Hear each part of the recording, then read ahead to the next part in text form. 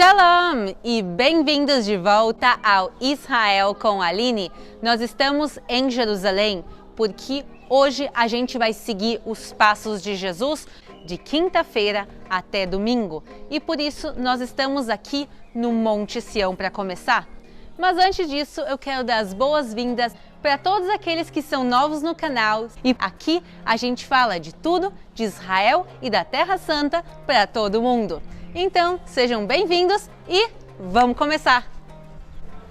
Sejam muito bem-vindos ao cenáculo, ao local da última ceia. Aqui vai ser onde Jesus vai se reunir com seus apóstolos na quinta-feira de noite para fazer o Seder de Pessach, o jantar da Páscoa judaica. E o que vai acontecer quando eles estão reunidos em volta dessa mesa? Jesus vai prever a traição, como está escrito em Mateus 26, a partir do versículo 20.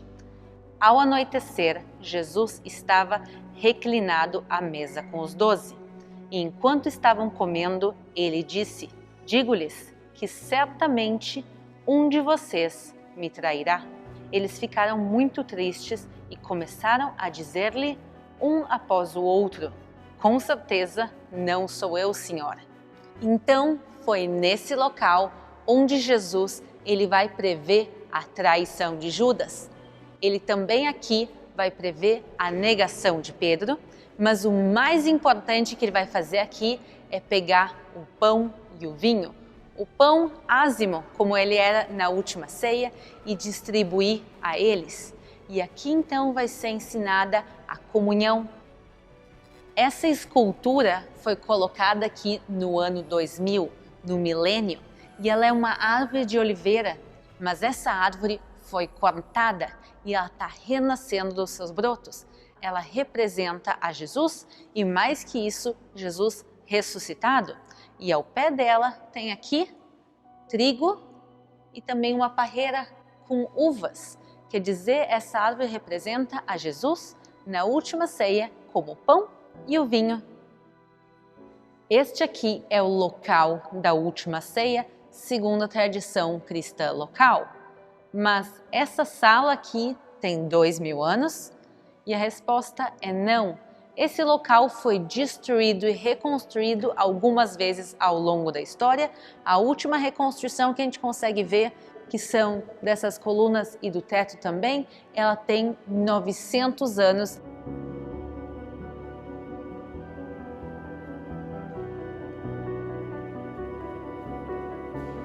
E depois da última ceia, Jesus vai pegar 3 dos seus apóstolos e ir orar em Getsemane, para onde a gente vai agora. Então, pessoal, vamos fazer uma caminhadinha. E chegamos agora no jardim de Getsemane, que em hebraico se chama Gat Shmanim, que quer dizer literalmente o local da prensa de azeite. E faz todo sentido, já que a gente está nos pés do Monte das Oliveiras. Se juntavam as azeitonas aqui e aqui se fazia prensa e esse azeite podia ser usado para muitas coisas nos tempos bíblicos. Entre eles, o melhor azeite era usado para unção, era usado para menorá, para o candelabro do Templo de Jerusalém. Mas a gente veio aqui hoje por causa desse jardim e do que aconteceu nele nos tempos de Jesus. E como está escrito em Marcos capítulo 14. E foram a um lugar chamado Getsemane, e disse aos seus discípulos: "Assentai-vos aqui, enquanto eu oro." E tomou consigo a Pedro e a Tiago e a João, e começou a ter pavor e angustiar-se. E disse-lhes: "A minha alma está profundamente triste até a morte. Ficai aqui e vigiai." E tendo ido um pouco mais adiante, prostrou-se em terra e orou para que, se fosse possível, passasse dele aquela hora. E quando Jesus se afasta, ele vai até uma pedra. E sobre essa pedra foi construída essa igreja que se chama a Igreja da Agonia, que a gente também vai conhecer agora. E tem uma coisa brasileira aqui dentro. E foi nesse lugar então que Jesus diz: "Abba, Pai, tudo é possível para ti. Peço que afastes de mim esse cálice. Contudo, que seja feita a tua vontade e não a minha. E então, essa pedra na frente do altar, onde tem uma grade escura em volta, essa é a pedra da agonia, onde Jesus também vai suar sangue. Mas o que tem de brasileiro dentro dessa igreja? Aqui em cima, no teto, a gente vê um brasão do Brasil, já que o Brasil foi uma das nações que ajudou na reconstrução dessa igreja. E ele volta ao jardim e encontra os apóstolos dormindo, e ele fala o seguinte: Simão, dormes? Não podes vigiar 1 hora? Vigiai e orai, para que não entreis em tentação. E aí ele se afasta mais uma vez para orar, e ele volta ao jardim e mais uma vez eles estão dormindo. E ele vai voltar uma terceira vez ao jardim. E chegando aqui pela terceira vez, Jesus vai dizer: levantai-vos, vamos, eis que aquele que me trai está chegando.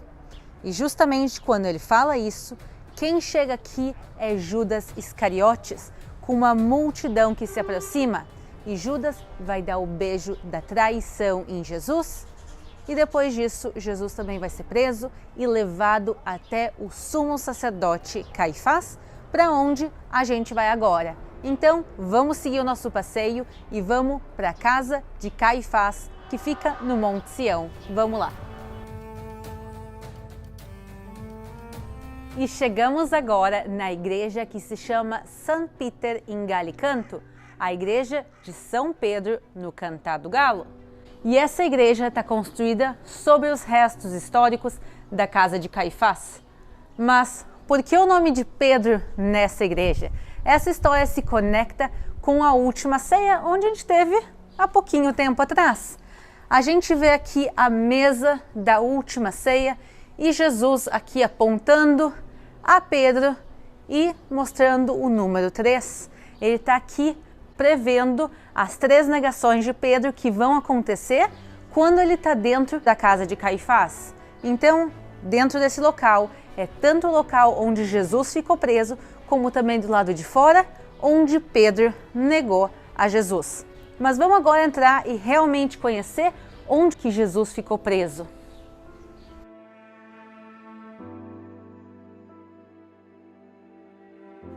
E a casa de Caifás foi construída no Monte Sião, por isso literalmente ela fica na Baixada, então a gente vai seguir descendo, são alguns andares até a gente chegar no local que a gente quer. Então vamos seguir descendo, venham comigo. E agora a gente está entrando numa prisão dos tempos de Jesus, porque o sumo sacerdote de Jerusalém vai ter uma prisão, vai ter guardas, vai ter poder político. Como as coisas acontecem nessa época? Nessa época, normalmente, quem escolhia o sumo sacerdote eram os governadores romanos, o que era um escândalo para a época a propósito, mas é o que acontecia. Então, Caifás, na prática, ele era como se fosse um braço direito de Pôncio Pilatos. E ele traz Jesus até aqui e Jesus vai ficar preso. A gente consegue ver, inclusive, aqui esses buracos na pedra que são originais. As cordas não são, elas são posteriores, mas elas estão aqui para nos mostrar como eram. Então aqui se podiam amarrar pessoas e deixar elas presas. Então tem uma prisão inteira, mas tem um local específico que se acredita que é o local, ou melhor dizendo, o poço, onde Jesus foi colocado, e é para lá que a gente vai agora.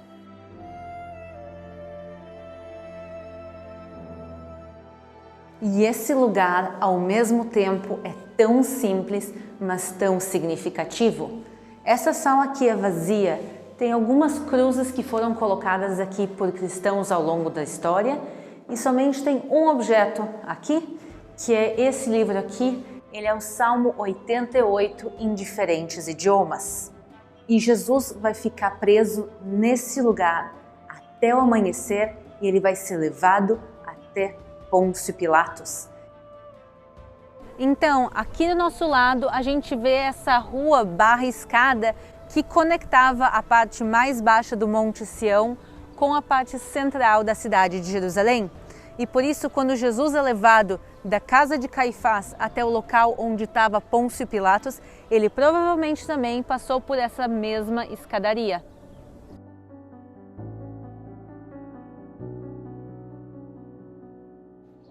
Cruzamos a cidade de Jerusalém até o local onde ficava a fortaleza de Antônia.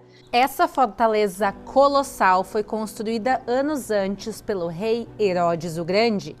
E dentro dessa fortaleza vai ser onde Pôncio Pilatos vai julgar e condenar a Jesus à morte. Essa fortaleza, desde então, foi destruída e tem outros edifícios no lugar. Os dois principais a gente vai ver hoje. Um deles a gente já vê na nossa frente, que é a Igreja da Flagelação, que é, como o nome indica, o local onde Jesus vai ser flagelado, receber a veste púrpura e também a coroa de espinhos. A segunda igreja que a gente vai visitar é o local onde Jesus recebe a cruz.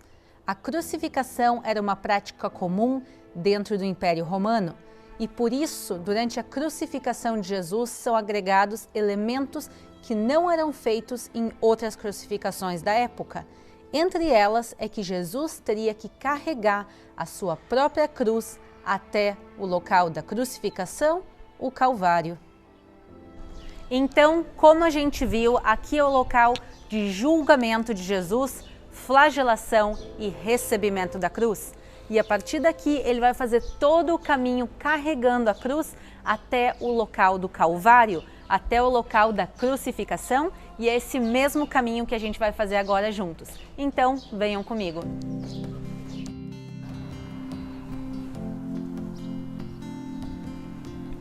Seguidamente, quando eu estou caminhando com grupos pela Via Dolorosa, as pessoas se surpreendem que esse local tem comércio, tem escolas, tem tanta movimentação, tem aqui igrejas, mesquitas, mas essa é a realidade.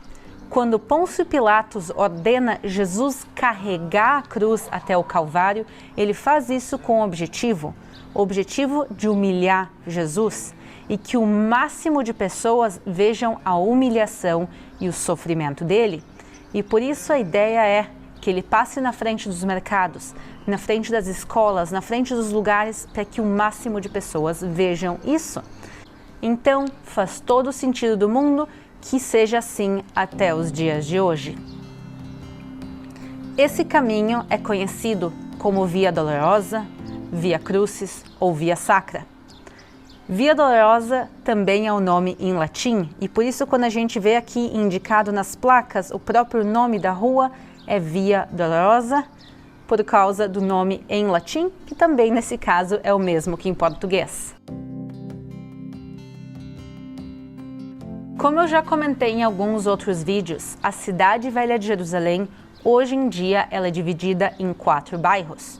O bairro judaico, o bairro cristão, o bairro armênio e o bairro muçulmano, e a Via Dolorosa hoje em dia se encontra no que é o bairro muçulmano.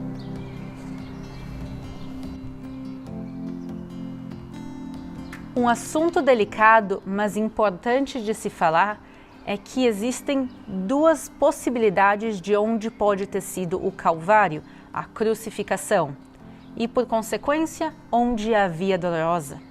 Hoje a gente está fazendo o caminho que vai em direção ao Jardim do Túmulo, mas para aqueles que querem conhecer também o Santo Sepulcro e toda a caminhada até o Santo Sepulcro, eu vou deixar aqui em cima agora também um link para quem quiser assistir.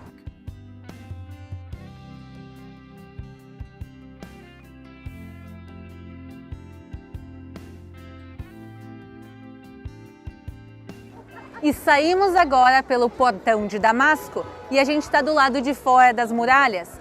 Mas como saber que esse lugar realmente era do lado de fora das muralhas também há 2000 anos atrás? Se essa muralha e esse portão têm somente 500 anos? Porque aqui a gente vê essa parte mais baixa, são escavações arqueológicas. E esse pequeno portão era parte de um portão triplo que dava acesso à cidade de Jerusalém. Então a gente sabia que a cidade chegava também até esse local no período romano.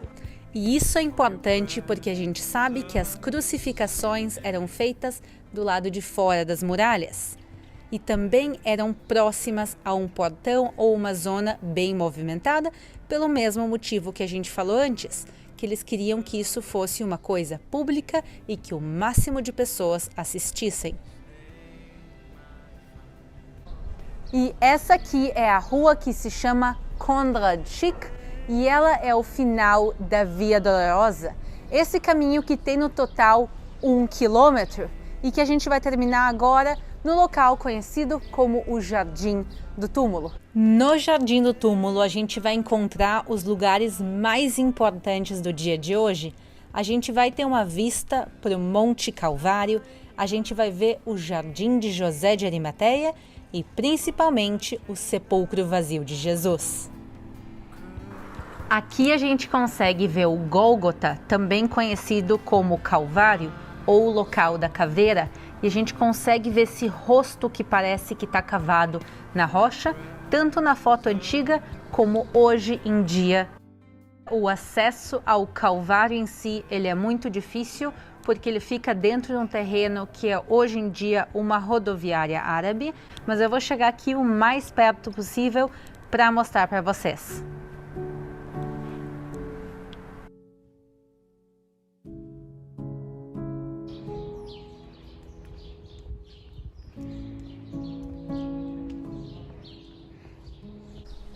Chegamos agora no sepulcro vazio e vamos ver um pouco da arqueologia desse lugar antes de a gente entrar.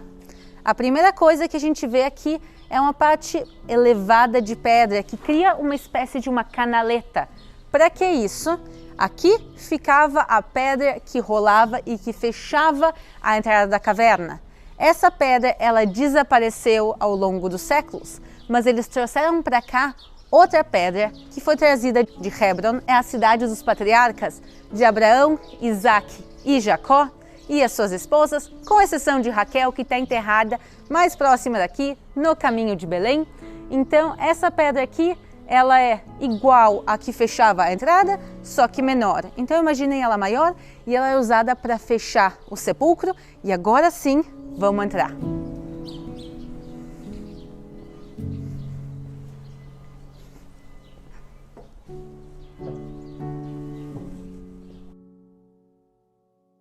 A gente vê aqui espaços para corpos e esse espaço aqui foi o espaço onde foi colocado o corpo de Jesus. E também aqui atrás a gente vê uma cruz vermelha pintada. Essa é uma cruz bizantina, quer dizer, ela foi pintada, segundo a tradição local, no próprio período bizantino, que é o primeiro período cristão de Israel. O corpo de Jesus foi colocado aqui na sexta-feira. O sábado, que é o Shabat, o dia de descanso, o sepulcro está fechado. E no domingo, as Marias vêm para cá e encontram o sepulcro aberto e vazio. E assim ele está até os dias de hoje. A gente vai encontrar uma pessoa muito especial aqui no jardim. A gente está aqui com João Batista, que ele é professor e voluntário aqui no Jardim do Túmulo e também brasileiro. Então Amém. Eu queria perguntar para ti como esse local aqui se encaixa nas narrativas bíblicas, nas narrativas dos evangelhos. É bom lembrar algo interessante. A Bíblia diz que Jesus sai para fora da cidade e é crucificado num lugar chamado Caveira, Calvário, Gólgota, que é bem próximo da onde que nós estamos aqui. Também é bom lembrar que a Bíblia diz o seguinte, que próximo da área de crucificação havia um jardim, um pomar, um lugar agrícola e um túmulo cavado na rocha, como podemos ver aqui. Esse túmulo aqui encaixa-se muito bem no que está escrito na Bíblia. Quando terminou o sábado, as mulheres voltam para preparar o corpo de Jesus e as mulheres vão entrando dentro do túmulo. E elas chegam na entrada do túmulo e olham para dentro e vê os panos que foram enrolados o corpo de Cristo. E a Bíblia diz também que na parte direita do túmulo havia um anjo na cabeceira e outro aos pés dentro do túmulo. E a Bíblia diz que os anjos dialogaram com as mulheres também naquela manhã de ressurreição. Então esse túmulo aqui encaixa no que está escrito nos versículos bíblicos que nós estamos falando e mostrando para vocês aqui. Então encaixa-se muito bem no que está escrito. E João, agora eu queria pedir para ti mandar uma mensagem para todos os brasileiros que estão nos assistindo para uma boa Páscoa. Bem, amém. Lembra que a Bíblia fala que naquele manhã de ressurreição, as mulheres saíram alegres de dentro do túmulo e foram anunciar que Jesus ressuscitou. E essa é a mensagem que eu tenho para deixar para você. Nós estamos alegres e felizes porque Ele ressuscitou. E a minha mensagem para você é que nós vamos seguir fazendo como as mulheres fizeram, anunciar aquele que ressuscitou, porque isso traz refrigério e alegria para o nosso coração. Então, feliz Páscoa para você e esperamos vocês aqui no Jardim do Túmulo na próxima oportunidade. Espero que tenham gostado do passeio do dia de hoje aqui por Jerusalém. Não esqueçam de se inscrever no canal para mais passeios pela Terra Santa e o principal de tudo, pessoal, é Feliz Páscoa para todo mundo. Um grande beijo e a gente se vê na próxima.